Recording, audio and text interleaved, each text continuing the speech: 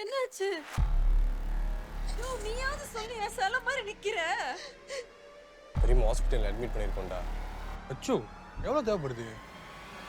ஒரு 10,000 வெள்ளி கிடைக்குமா? உன்கிட்ட வேலையும் இல்லை, காசும் இல்லை, சரிப்பட்டு வராது. இந்த மாசம் உண்மையிலே கொஞ்சம் டைட்டா இருக்கு.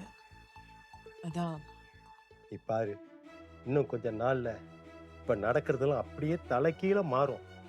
ஏண்டி உனக்கு நான் இப்ப தேவையில்லாத ஐட்டம்ல அம்மாக்கு முடியல உனக்கு சொல்ல தெரியாதா?